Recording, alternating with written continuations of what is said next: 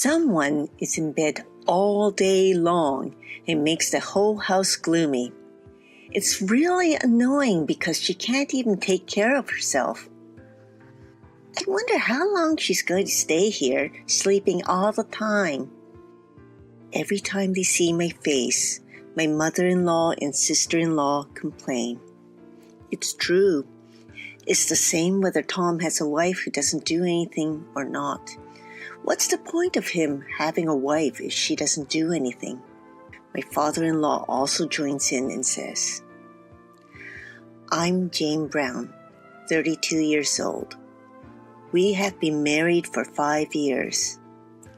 My father died because of an illness when I was in high school, and my mother died soon after I got married.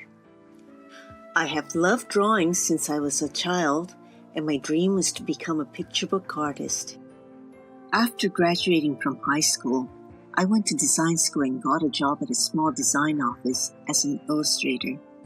My husband worked for an advertising company, and we met when he came to our office asking me to illustrate a character for an ad. After 2 years of dating, we got married. My sister-in-law also lived with my in-laws, but we decided to stay with them after we got married. When we got married, I became a freelancer and they allowed me to work from home. I wanted to be a good wife and did my best at housework. It was easy to do because my mother-in-law didn't seem to like housework very much and told me that I could do whatever I wanted. My sister-in-law was also indifferent to housework and then went out for drinks and dinners with her colleagues and friends every day. So we rarely had meals together, but we lived together without any problem. However, 3 years ago, I fell down a flight of stairs at a train station and was seriously injured.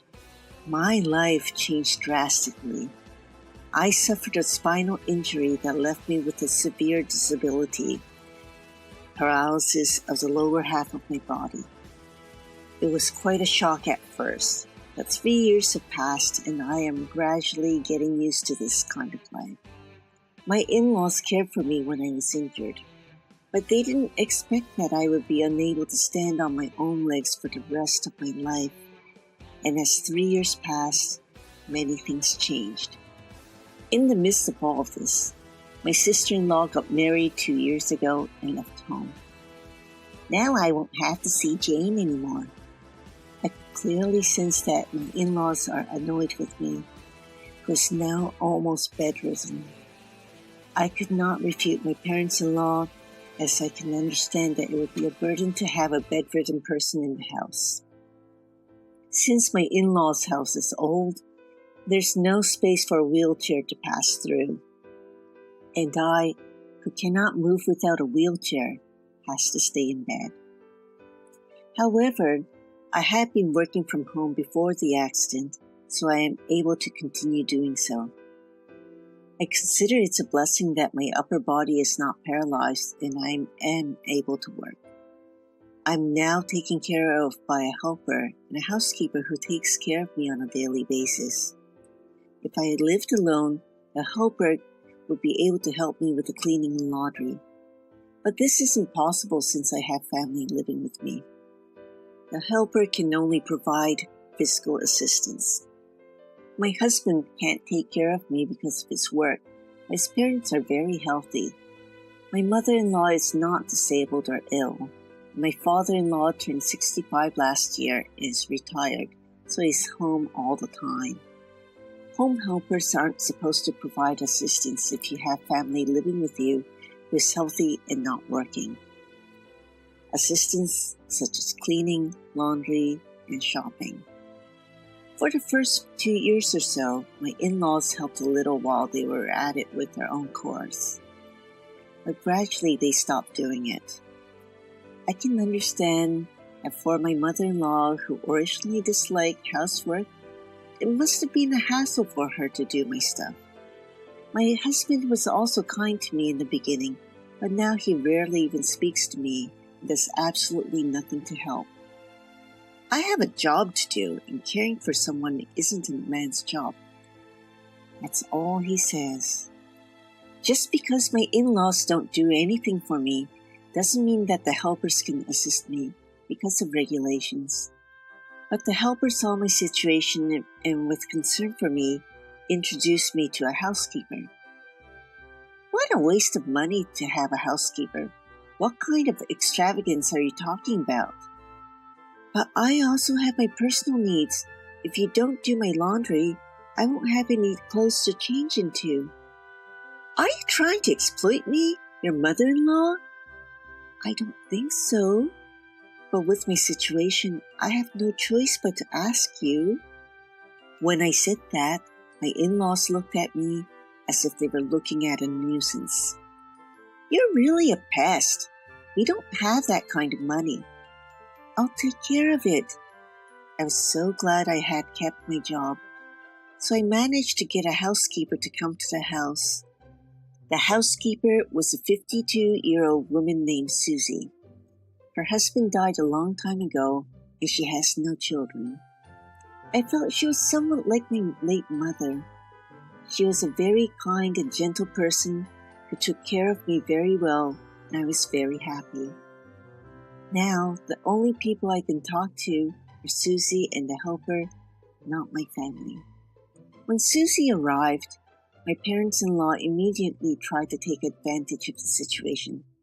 Hey, you! Do the laundry and cleaning over here too. No. What? You're a housekeeper. What are you doing here? If I do your part, it will cost extra. Will you pay for it? Then I'll do it. What the hell is wrong with you? What an arrogant housekeeper you are. There was an argument, but I felt a little relieved when she clearly said no. One day, after about a year of living like that, my sister-in-law came back divorced. She said it was because her husband cheated on her. He was an idiot, so he must have been seduced by a woman. He was a nagging pain. My brother-in-law worked for a large company and seemed to be a faithful businessman. He didn't seem like the type of man who would cheat on his wife. I thought it was strange, but I didn't want to make trouble, so I didn't say anything. Mia said the same thing as my parents-in-law, but Susie refused firmly. Susie didn't have a good opinion of them since she's never heard them utter a single kind word to me. I declined. What? What are you doing here? To take care of Jane. Huh? What do you mean? She's a useless housekeeper just like Jane. It must be because she's not paying Susie enough. It doesn't really matter, she's only earning as a side job. She's a useless woman who can't even take care of herself. That's why I have no choice but to ask the housekeeper for help. Mia, Kelly, you both can take care of yourselves, so you don't need help, do you? My parents-in-law's sarcasm doubled when Mia came home. A bedridden wife is nothing but a hindrance. Mia has come back and you only make our house cramped. We need only Mia. You're well off, aren't you? You live on your bed drawing silly doodles. Even when I was working, my sister-in-law would go out of her way to come to my room to sarcastically criticize me. I was fed up with constant sarcasm, so I talked to my husband about it. Hey, tell your mother-in-law and Mia to be a little more careful with their words. I'm hurt too. But it's the truth. What do you mean, the truth? You can't even do your own housework. All you do is sleep on the bed all day. I'm not just sleeping, I'm working. You're working in bed. It's an easy job. You don't have to commute like I do. That's true, but I'm trying my best to be useful to everyone. My family isn't happy with you because you can't take care of the house despite you are my wife. It's no wonder they think you're useless. Do you really think so? Well, don't get so sensitive. Just deal with it. You can't survive if you have to worry about every little thing. My husband wasn't very supportive at all. It's not that I don't feel inconvenience with my body, but it's just so frustrating to know that he doesn't care about me at all. I constantly wish that I could walk or move as before. I wish that at least my husband could be sympathetic and understand how painful and sad I am. Am I selfish and asking too much to feel that way? When I think of that, even though I try not to cry, tears flow. I was in an accident, I got this body, and yet I'm trying to look forward and do my best, and I will not lose because of this. I have been trying to push myself, thinking that there are many other people in the world who are suffering more than me. I feel sad that I don't have my parents to rely on at a time like this. But I also think that it's good because they don't need to see what I'm going through. But when I think that there's no one in this house to stand by me anymore, I feel more and more miserable. I don't have a home to go back to. I wondered if I could at least leave this house with my husband. While I was thinking about that, he threw even more shocking words at me. For a moment, I was happy that he was thinking about me. But the next words threw me into hell. I knew they were right. What do you mean?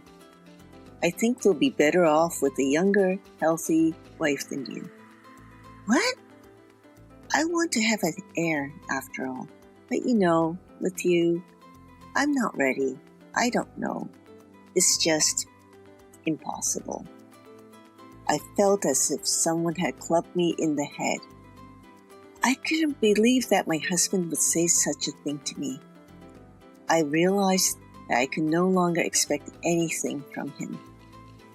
Tom said a lot of things after that, but I couldn't hear anything. The only thing I understood was that he wanted to divorce me. You're useless, like a piece of trash. You may be paying for a housekeeper, but you don't make much money anyway, so you won't have anything left after paying the housekeeper's bill. You're just a burden to us. You're a parasite that hangs around our house. Right, even helpers don't come for free. Parasites that spend money for helpers, get out. I felt that there was no point in staying here any longer after being told such things by both my husband and in-laws. I thought to myself, I don't have a home to go back to.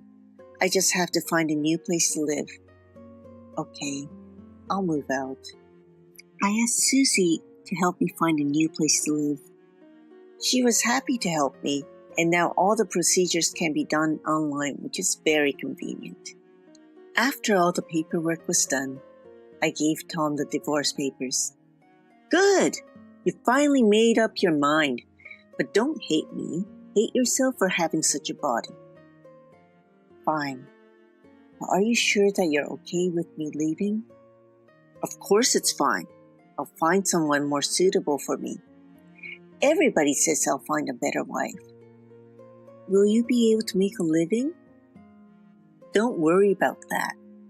Dad's retirement money is still there, and Mia says she got plenty of compensation for the affair.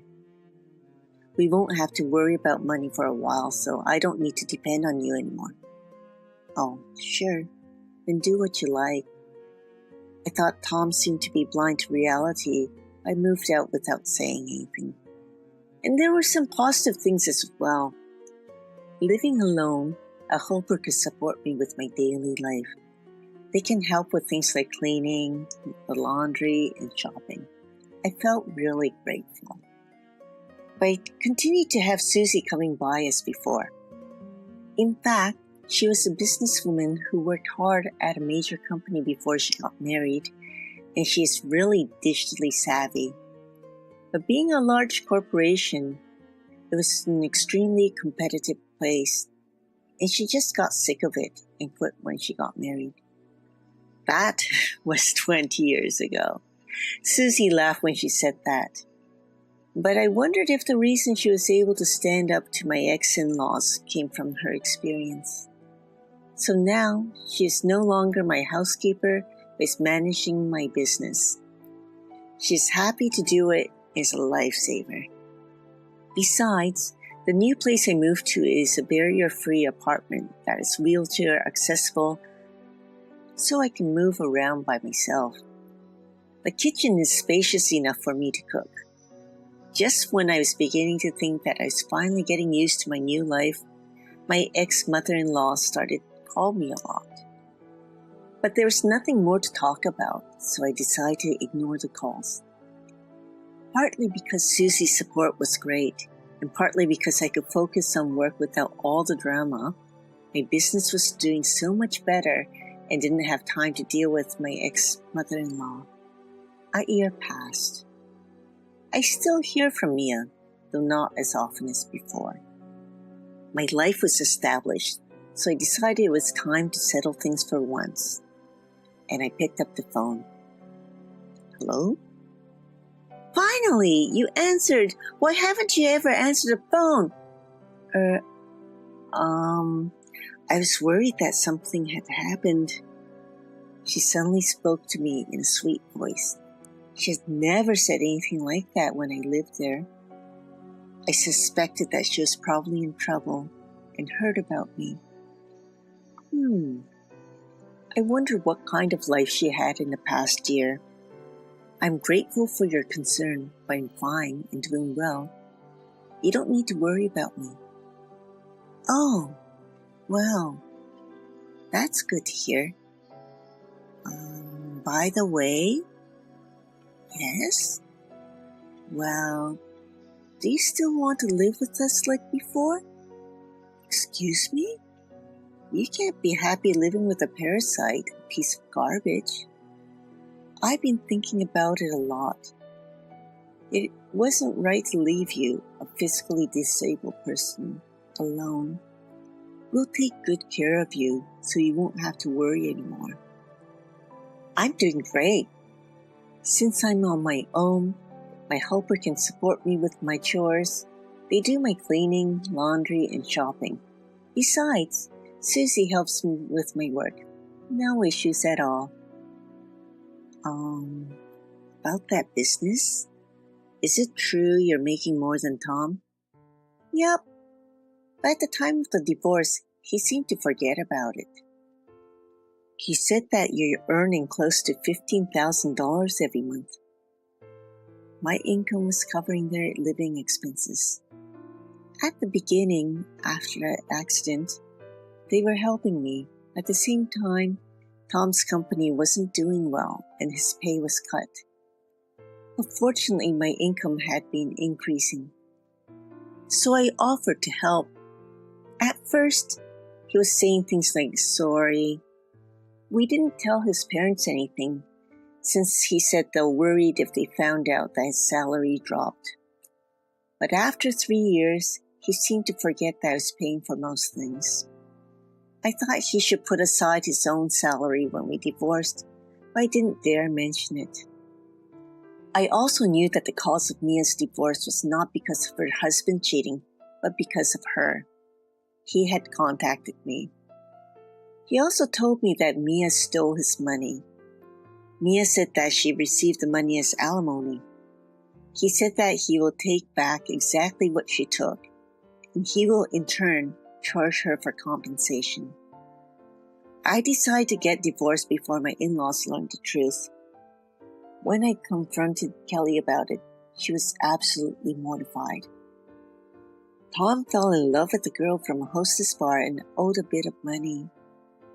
Oh, so that's why he wanted a divorce, so he can leech off her earnings? He can't count on something like that. First of all, they weren't in a relationship. He was just another customer. I know. Did you know? Yep, all of it. Why didn't you tell me? Did you also know that Tom's company was in danger? Yes. How dare you not tell me when you knew? According to Kelly, Mia eloped with her unfaithful boyfriend. But he dumped her and came back crying with even more debts. Tom's company went bankrupt 6 months ago and now is searching for a job. But he can't seem to find one that he thinks is suitable for him and now just unemployed. He has lost all confidence in himself and has become a recluse. Because the kids are living with us, they completely used up Dad's retirement fund. There's only debts to pay. Really? So if you come back, everything will be all right.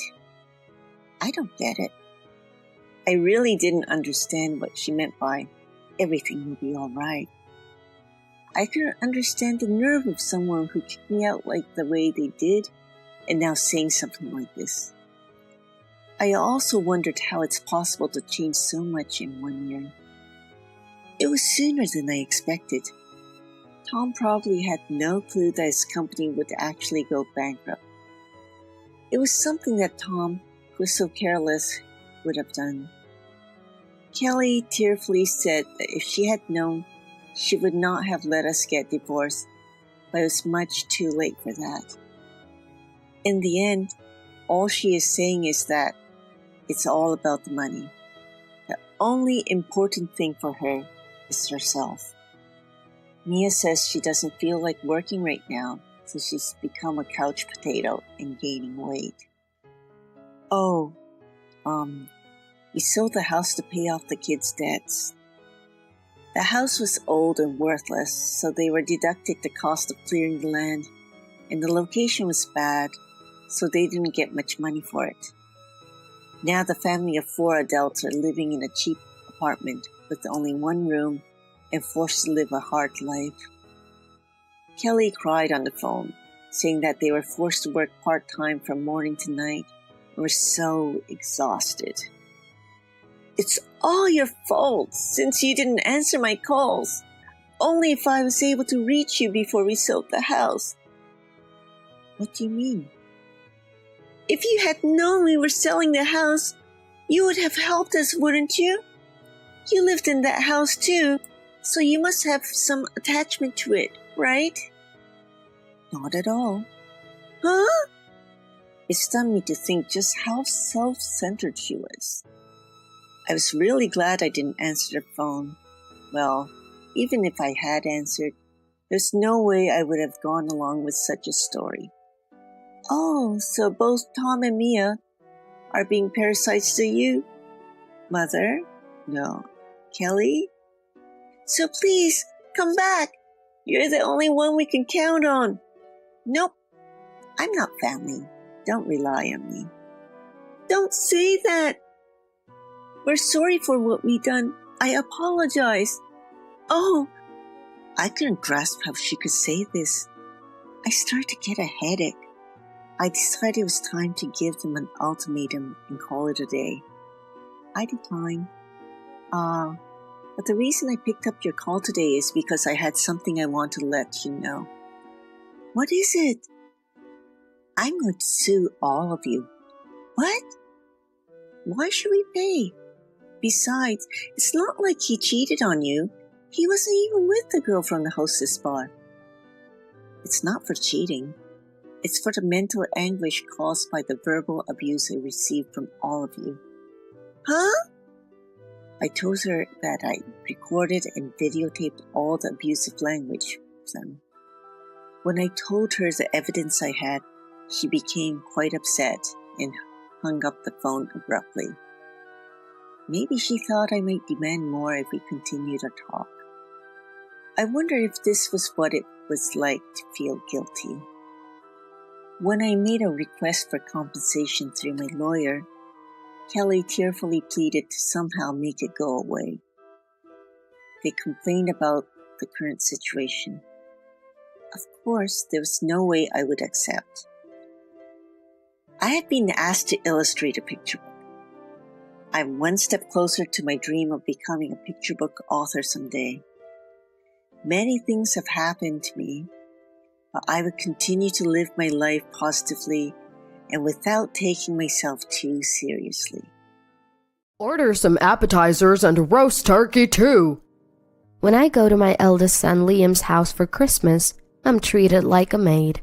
Originally, Liam, my husband's child, with his previous wife and I didn't get along well. Still, I tried hard to be recognized as a mother, but my efforts never reached Liam. That idiot. Happy to be treated like a mom.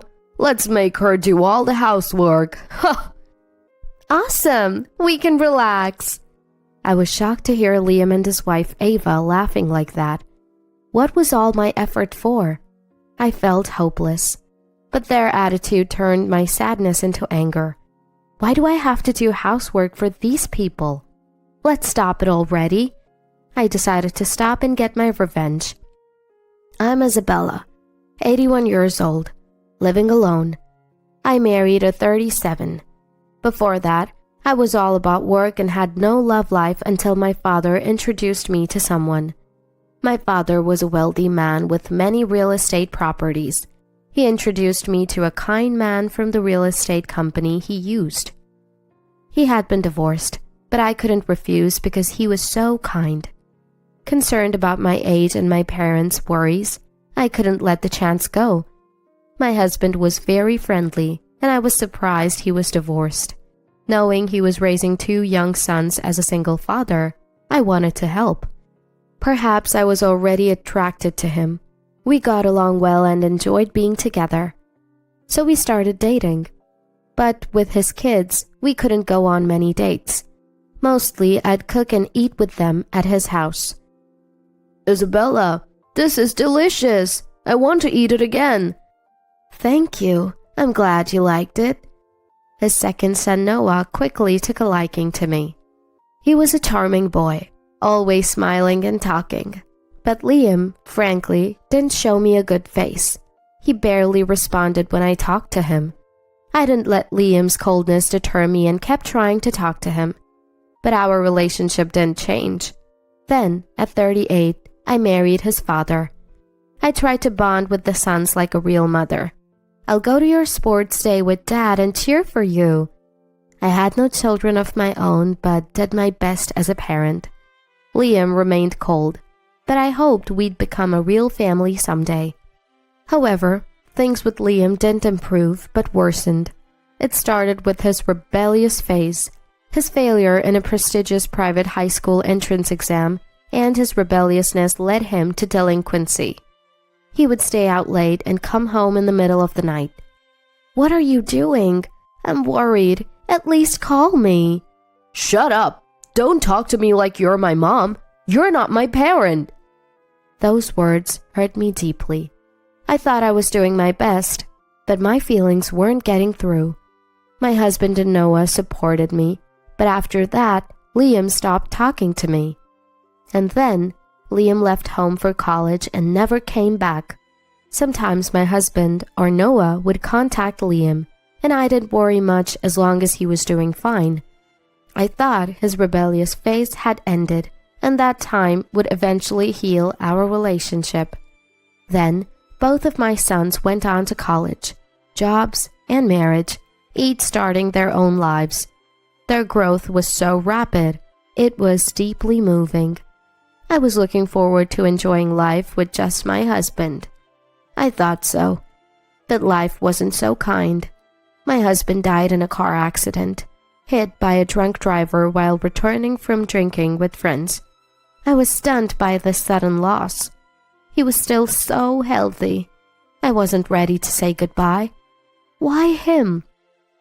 My emotions were overwhelming. Even after the funeral, I couldn't stop crying. Noah kindly spoke to me afterward. Mom, if anything happens, rely on us. We're family. Those words were my salvation. Liam seemed concerned too, helping with greetings and funeral arrangements. I was grateful to have met these children. They were the greatest gift from my husband. I was so grateful. Though I was widowed, I wasn't alone, which was a small comfort. But now I was living alone. The house felt too large without my husband. Maybe I should get a dog, I thought, when Liam came to visit.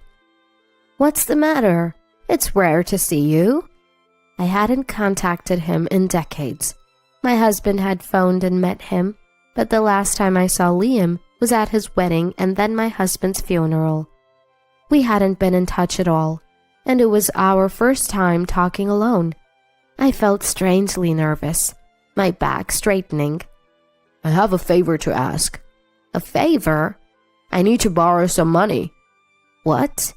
Why? I was in a hit-and-run accident and car repairs are expensive. This month's been tight. That's terrible. How much do you need? $20,000. But I see. All right, I'll transfer it.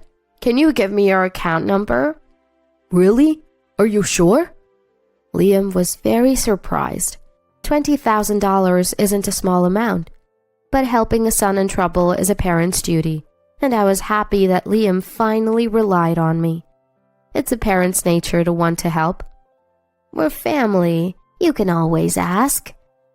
Thank you, Mom. It was the first time Liam called me Mom. I was overjoyed, feeling finally recognized as family.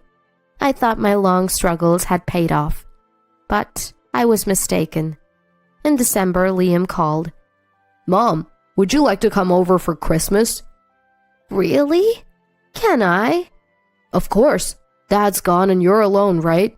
You should spend it at our place. I was moved. The once rebellious Liam was now so considerate. I was deeply touched that Liam, who was troublesome since high school, had grown so much. I eagerly accepted the invitation and prepared for my visit. I decided to stay from the 22nd to the 26th. I asked several times if it was too long, but he cheerfully assured me it was fine, so I took Liam at his word. Liam and Ava lived in an apartment. My first visit to Liam's place revealed a 2-room home that felt cluttered. Though spacious, it felt cramped with too many things. So this is where you live? It's the first time you've been here, Mom. It's been a while since you've seen Ava, right? Isabella, it's been since the funeral. Ava was wearing exaggerated false eyelashes and heavy makeup. She looked much younger than her late 50s, more so than at the funeral. Sorry to ask, but could you sleep in the living room? There's a sofa. Oh, okay. I was surprised by this unexpected turn of events. The house was small, and there were no guest blankets. Staying here for days? I couldn't hide my confusion. However, Liam and Ava seemed completely unbothered. Then Liam said to me, We really wanted to eat your cooking, Isabella. Can you make something? I've heard Isabella's cooking is delicious, and I wanted to try it too. Of course. Can I use whatever's in the fridge? Go right ahead. I was flustered to be asked to cook, but also thrilled. I never thought Liam would find my cooking delicious. Noah often praised it, but Liam had never said anything like that. Feeling happy that he wanted to eat my food again, I started cooking in the kitchen. There wasn't much in the fridge, so I made a simple pasta dish. Delicious, Isabella! This is amazing! Please cook again tomorrow. Yeah, this taste! It's nostalgic. Liam and Ava ate happily. My mood was at its peak seeing their enjoyment. Of course I'll cook tomorrow too. Is there anything in particular you want to eat? Chicken pot pie for tomorrow sounds good. Chicken pot pie for dinner, right? How about pizza for lunch? Yeah, sounds great. No matter their age, to a parent they are always children. I thought to do anything for Liam and Ava, but that night I couldn't sleep due to the cold, feeling apprehensive about the days ahead. Waking up earlier than anyone, I started preparing breakfast, and Liam and Ava soon followed, lured by the smell. Waking up to a ready breakfast is the best. Thank you. They started their meal with smiles. Right, I'll go shopping today. It was cold last night. Can I buy a blanket? Sure, but we don't have cash on hand to give you. That's okay. Just do whatever then. Liam's indifferent response bothered me, but I decided to go shopping after cleaning up breakfast. At a nearby shopping center, I bought a blanket and groceries, and when I returned to the apartment, it was almost noon. Rushing home to prepare lunch, I heard Liam and Ava laughing. Man, I didn't expect it to go this smoothly. Right? Let's get her to do other chores too. If we call her Mom, she'll happily do it. awesome! I was stunned to hear Liam's words. Such an idiot. Happy to be treated as a mother. She's so eager. Cooking and shopping since morning. Isn't that too much? If she's this soft for her son, I should have pretended to be a better son earlier. Right? Why didn't we go to Isabella for money sooner? She's not even working, just living off of Dad's inheritance, but there should be more inheritance left to squeeze out. Fantastic! I was astonished by Liam and Ava's words. Thinking they saw me as a family was a complete misunderstanding. Liam was lying to get my husband's inheritance that I had received. Taking advantage of my generosity, they invited me for Christmas to make me do housework. I was shocked. I thought we had finally become a family. I was the only one excited. Stunned, I was approached by Liam, who was heading to the bathroom. Surprised to see me, his face stiffened for a moment, but he quickly smiled. Mom, you're back. Must have been cold outside. I'm starving. Oh, you're back. Looking forward to lunch. They spoke to me as if they hadn't been overheard, buttering me up. Still confused, I followed Liam's lead to the kitchen and began preparing the meal. They didn't help, just started eating as soon as I served the food. Oh, this is delicious. Thank you. Mom, you've always been good at housework. Could you do the laundry and cleaning too? As you can see, Ava's not good at it. Yeah, it's hard keeping up with housework when I work part-time every day. Indeed, the living room was cluttered with discarded clothes and empty plastic bottles. Far from sanitary. But now that you're off, you can do it, right? No, I really can't tidy up. Then let's do it together. Housework is easy once you get used to it. I have other things I want to do today. Mom, please. We're family, right? I just want to relax for Christmas. Liam spoke as if he were pleading, but I knew it was all an act. Why should I be the one to serve Liam and Ava? I couldn't accept it. Yet, if I refused now, it might create an unbridgeable gap between us. Maybe it's better if they're a bit selfish as family. I decided to think that way. All right, but I'd like you to help me a little. Yes. Thank you, Mom. In the end, they didn't help me at all with the housework. Instead, their behavior became increasingly arrogant. On Christmas Eve, Liam and Ava started drinking from noon, laughing stupidly while watching TV. Mom, is dinner ready yet? You're slow. Hey, did you wash this shirt yesterday? I wanted to wear it today. Mom, bring me a beer. I want some appetizers. They just lounged on the sofa, treating me like a servant. Why am I doing housework for these people? This isn't how families should treat each other. I had reached my limit and spoke to them. Why don't you stop drinking from noon and do some cleaning? I'm not the only one who should be doing housework. Drunk, Liam and Ava glared at me fiercely. What? Shut up, you old hag. Don't talk back. Right. Tell her more. You should be grateful we're even acknowledging you as family. You blood unrelated old woman. Show your gratitude through housework. It's better than being alone at home, right? Be thankful to us. Liam and Ava were completely mocking me. At that moment, my feelings for Liam disappeared. Why had I been so desperate to become family with such people? It's better to be alone than to be family with them. I have Noah. I don't want to live being looked down upon and used by these people. Unaware of my feelings, they continued to order me around. Can we order steak for Christmas? For Christmas, it's got to be appetizers, right? Order some appetizers and a roast turkey too. Please. Without even looking at me, they spoke. I had an idea for a little revenge. Understood. I ordered appetizers and a roast turkey for delivery. Delivery culture has become widespread. Even high-end restaurants do it now. It's convenient to eat high-end appetizers and roast turkey at home. I ordered the most expensive one, totaling $3,000. Of course, cash on delivery. Then, leaving a note saying, "I'm going back to my house," I returned to my own home. 5 hours later, back at my house, Liam called me as I was having a quiet dinner. "Hello?" Hey, why did you just leave? Seems he finally realized my revenge. I suppressed a smile and coughed to stay calm. "Leave? I'm just going back to my own house. Why do I need permission?" Don't talk back. More importantly, why are the appetizers and roast turkey $3,000? How can we afford that? "It's from a nice place. I splurged for Christmas." Trying not to laugh, I spoke, and Liam and Ava's voices got louder. They must be red-faced and angry now.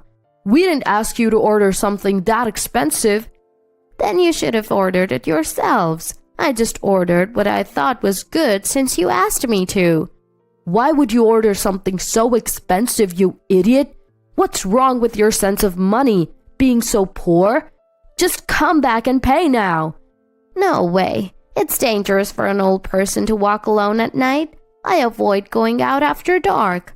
What? Are you kidding? We're cutting ties with you, okay? Yeah, isn't it sad to be alone on Christmas? We're kindly offering to spend it with you, and you waste our consideration. How rude! Liam and Ava threatened to cut ties with me, using the bond of family. I would have been shaken in the past, but now it didn't matter. I'd rather be alone than spend time with people who use family affection to treat me like a servant. It's fine with me. Let's cut ties then. Are you sure? A poor person with only dad's inheritance. Don't come to us for money when you're in trouble. Even if you ask, we won't lend you any. Just so you know, we're not going to take care of you either. Noah doesn't live nearby, right? So if you need care, there's no one to look after you, right?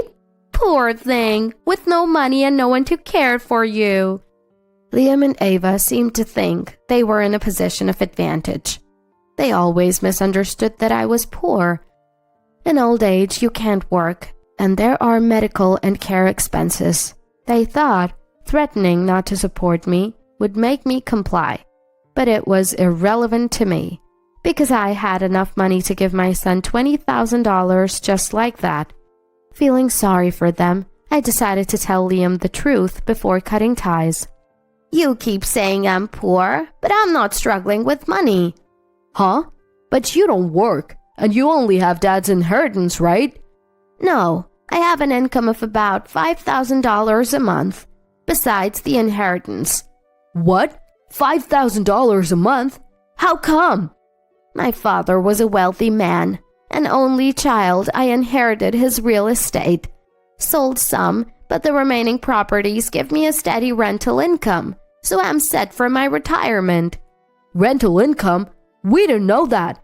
Well, of course. We hardly ever spoke, did we? True, Noah lives far away and can't take care of me in my old age, but with money, I can hire facilities or home health aides. I never intended to burden my sons with my care. I've saved enough to not be a burden in my old age. By the way, since we're cutting ties, I'll leave the inheritance only to Noah. I should write it in a will. Maybe it's time to start end-of-life planning. Wait, hold on. It's unfair only Noah inherits. I'm your son too. Huh? Aren't you a stranger now that we've cut ties? Who are you? Don't mess around. How can you call your son a stranger? Heartless. Huh? I thought the one who treated their mother like a servant and tried to get her inheritance was heartless. How do you know that? You thought I hadn't heard? Silly. Anyway, we're strangers now. Goodbye. Wait, I can't pay the $3,000. Help me! Liam kept shouting something, but I ignored it and hung up. Then I blocked his number. My revenge worked perfectly. Life isn't so sweet that you can dump chores on others and enjoy all the benefits. They should regret how they treated me a little. After that, I blocked Liam's number and got into a taxi. I knew Liam and Ava would soon come here. I couldn't have a peaceful Christmas if they did. I decided to go to a distant cottage and spend Christmas alone. 5 days later, when I returned home, Liam and Ava were standing there. Oh, finally back! Hey, what are you doing in front of someone's house? Are you some kind of stalker? Pretending to be a stranger as I entered my house, Liam knelt down in desperation. We were wrong. Please, let's be a family again. Right. Liam was really worried these 5 days without contact with Isabella. He came here every day. Ava grabbed my hand, pleading. They seemed desperate. The moment they knew I had money, their attitude changed so drastically. It was disgusting. What exactly does being family mean to you? Family means helping each other out in times of trouble, right? Sure, but I'm not in trouble. What if you get into trouble someday? It's comforting to have us around, Isabella. Then I'll contact you if I'm in trouble. As I tried to enter my house, they desperately tried to stop me. Wait, you might not be in trouble, but we are. In trouble? What kind of trouble? We're out of money. Really? That's tough. Work hard. Is that all? Shouldn't there be more of a reaction? Liam and Ava looked at me in surprise. They probably expected me to lend them money. I'm tired of hearing that kind of talk. It's cold, and I just wanted to go inside. That's all I was thinking about. We have debts. The income from our jobs is so little. I'm supporting the household with my part-time job too, but the debt isn't decreasing. Please help us. Aren't you our mother? Their words had no effect on me. If you have debts, why are you taking time off for Christmas? Huh? Isn't it normal to take a break on Christmas? Aren't wages usually higher during events like Christmas? And you think you can enjoy a leisurely Christmas break with debts? You probably thought you'd get money by saying family and son again, right? That's not it. Then earn it desperately. You're in your 50s, still of an age to earn. If you're desperate enough, you can repay your debts. It's impossible. We can't just... Stop being so dependent. It's embarrassing at over 50. As a family, I'm telling you, you're too reliant on others, only thinking about taking the easy way out. Liam and Ava probably didn't expect to be lectured by me. They were wide-eyed in surprise. You can't go on like this. As a family, I care about you. So I'll be strict. I won't provide any financial support from now on. What? Earn your own money. Ignoring the speechless Liam and Ava, I entered my house. A parent isn't just there to spoil their children. As a parent, I believe it's my role to guide them on the right path, even if it means being trash. I've resolved not to indulge Liam just because he's family. Afterward, I received no contact from Liam. I heard from Noah that Liam had gotten into gambling and debts. After being rejected by me, he went to Noah for money, but was firmly turned down. I can't afford to give money to someone who just wants to gamble. I have children to take care of. Noah's words were completely reasonable. Eventually, Liam and Ava couldn't stop gambling, and their debts increased. Once, I passed by their house and saw a scary-looking person demanding money. In the end, my words didn't reach them. It's regrettable, but Liam's future is no longer my concern. I've moved from that house and haven't given Liam my new contact information, so there's no future involvement. Somewhere in my heart, I wonder if cutting ties with Liam was heartless, but it wasn't the wrong decision. If I had continued to indulge them under the guise of family, I would have been robbed of all my savings. I refuse to such a life.